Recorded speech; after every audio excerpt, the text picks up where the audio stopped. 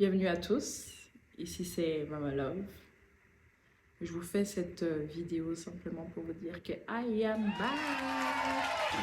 Il était temps, il était vraiment temps parce que j'ai beaucoup de choses à partager avec vous, j'ai beaucoup de choses à communiquer, à discuter entre nous comme ça. Voilà, ici c'est une page sans tabou, on va parler français. Très clairement, on va parler français, on va dire les termes. Et puis, restez connectés, quoi. Des gros bisous. Alors, en toute honnêteté, c'est des choses qu'on doit sérieusement arrêter de banaliser. Parce que nous sommes dans une communauté africaine, du coup, il y a beaucoup de choses qu'on laisse passer, mais la nouvelle génération devrait changer sa mentalité. Garder précieusement ce que nos parents nous ont inculqué, les valeurs positives, mais tout ce qui est négatif, qui nous empêche de pouvoir changer notre mentalité, doit cesser. Je vais vous expliquer comment est-ce que je suis morte le jour où je me suis mariée.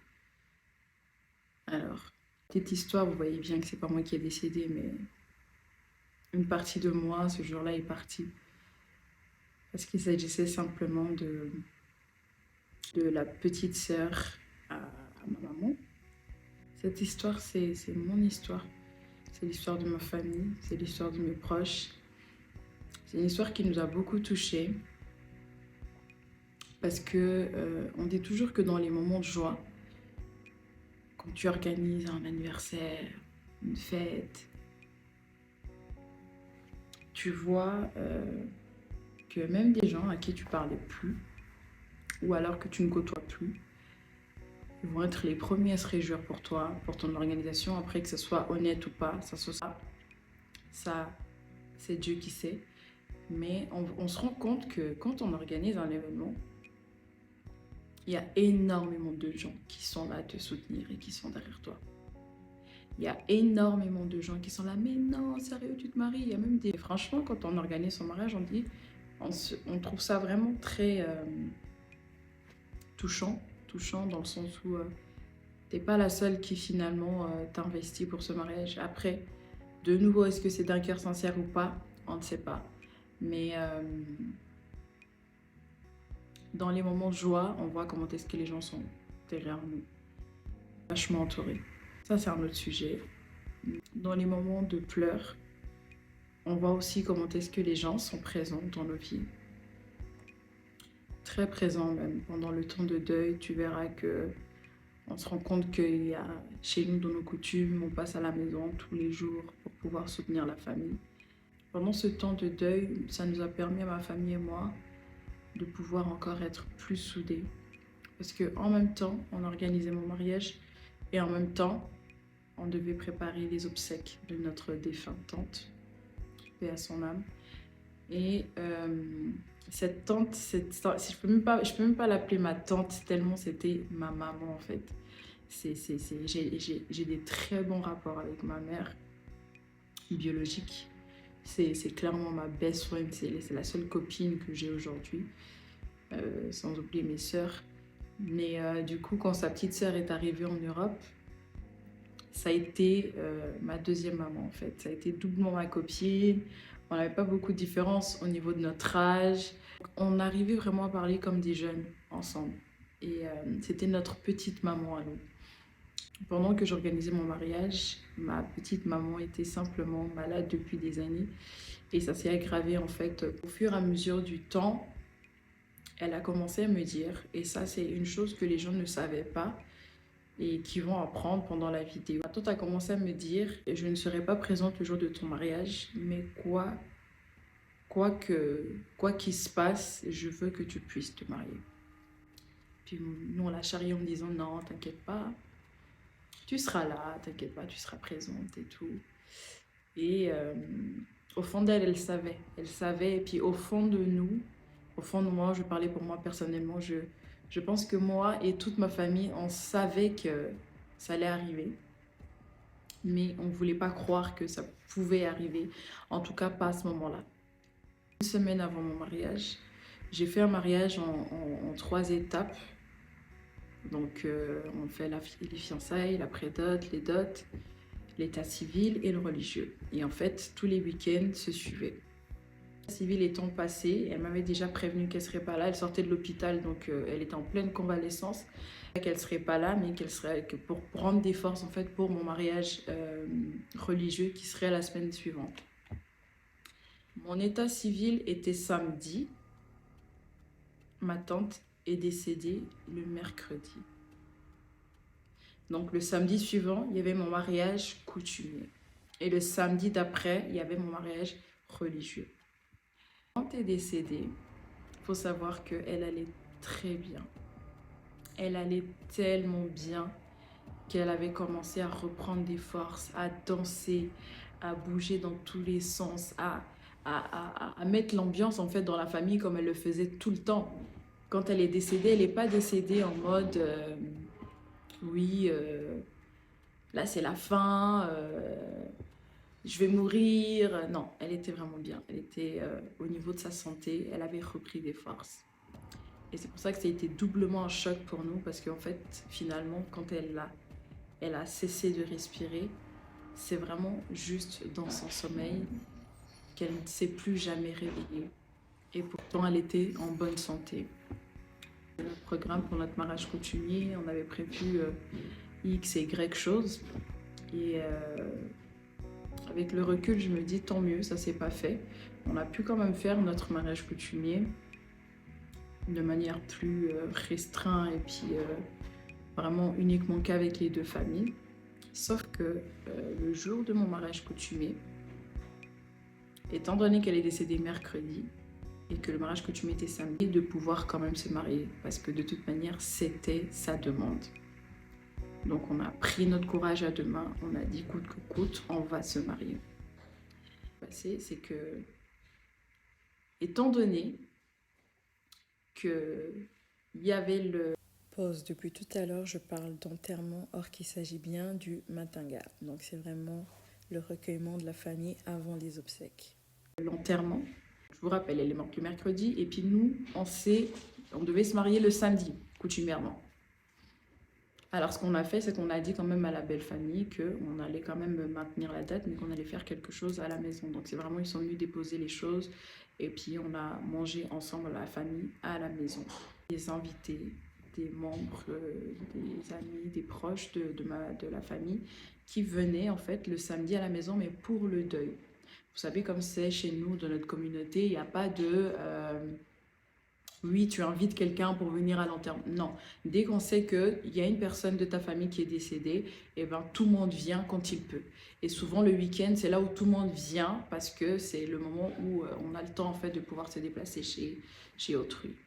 Et ce qui s'est passé, c'est que maintenant, à ce moment-là, les gens arrivaient et voyaient que, en fait, j'étais en tenue traditionnelle, que mon mari était en tenue traditionnelle et qu'il y avait toute ma belle famille venue...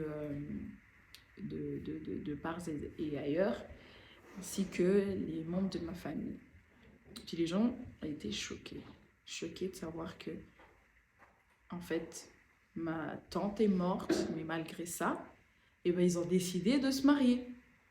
Malgré ça, ils sont quand même en train de faire la fête. Et là, je peux vous dire que les choses ont réellement, quand je vous dis réellement pris un autre tournant. C'est là où tu vois vraiment la vraie face des gens, le vrai visage, la vraie nature de l'homme. Pendant que nous, on était en train de se battre entre maintenir un mariage et puis aller enterrer notre tata, et ben nous, c'est là qu'on voit qu'on fait des pages Facebook. Pourquoi? Parce que mes parents, ils ont décidé d'aller prendre ma dot alors que nous sommes en plein deuil. Un beau matin, comme ça, j'ouvre Facebook, même pas, on m'envoie, bam, bam, bam, capture. On met la photo de ma mère, on met la photo de ma tante qui est décédée. On fait des articles, des affiches, des machins. D'accord. Donc, vous pensez même pas une seconde qu'il y a une famille là qui est en train de se battre pour pouvoir rester fort, pour pouvoir rester debout dans cette épreuve. Comme on dit, tant que tu passes pas par là, tu peux pas savoir qu'est-ce que l'autre traverse. J'en suis sûre que les personnes qui ont fait ces articles ou les personnes qui sont allées colporter. Le pire dans tout ça, c'est qu'avec le temps, on comprend que la personne qui est partie donner toutes ces informations et nos photos, c'est des personnes qui sont proches. Que Dieu les bénisse là où ils sont. Mais ça a été destructeur pour toute la famille parce que en interne, en fait, c'est ça qui me dérange. Aujourd'hui, on va parler français. Parce que moi, c'est un truc qui me dérange, mais à un point. Comment tu peux venir oser dire et affirmer tes décisions alors que j'ai aucun lien avec toi? Désolée, hein, mais moi, pour qui, si j'ai aucune liaison avec toi et que tu décides de décider à la place de mes parents, je suis désolée, mais ça n'a aucun effet. Et clairement, aucun effet. Si avec mes parents, je me suis assis, avec ma belle famille, je me suis assis et qu'ensemble, on a décidé de pouvoir maintenir le mariage, eh bien, ça ne vous regarde pas, en fait. Si vous n'avez pas envie de venir, vous ne venez pas. C'est tout point barre. Donc, bien évidemment, vous imaginez bien que les gens étaient choqués. Comment vous pouvez faire ça? Que ce soit dans la famille, que ce soit à l'extérieur. Or, qu'ils ne savaient pas qu'à la base, celle qui nous a donné la force, c'est cette personne même qui est partie très tôt. Ah non, ma tata, cette personne même qui est partie très tôt, qui nous a encouragés. Dès notre première rencontre, dès nos débuts dans la vie de mon mari et moi, elle a tellement fait, elle a tellement été là pour moi, elle et son mari à l'époque. Ils ont tellement fait pour nous. Et pendant qu'elle était malade, toutes ces personnes qui se sont levées en disant que oui, non, il ne faut pas se marier, n'ont même pas pris le temps une fois de l'appeler pour savoir comment elle va. Même se déplacer pour aller voir comment elle va. Elle a souffert pendant des années, des mois dans son lit d'hôpital. Et les gens qui venaient pour la voir, peut-être qu'ils ne font même pas. Ils ne font même pas le total de maman. À l'enterrement, vous êtes venus en mode « c'est la fin du monde ». Non, non. Moi, ça c'est un truc qui doit cesser dans notre communauté. Et je déteste l'hypocrisie et je suis désolée, mais dans la communauté africaine, vous êtes hypocrite d'une manière. Ça me désespère. Anyway, la leçon qui est vraiment à garder dans cette story time, c'est que tu ne sais pas ce que les gens traversent. Tu ne sais pas pourquoi ils ont pris cette décision. Tu ne sais pas pourquoi est-ce que les choses sont faites comme ça à ce moment précis. Alors arrêtez de juger. Par pitié, mêlez-vous de vos...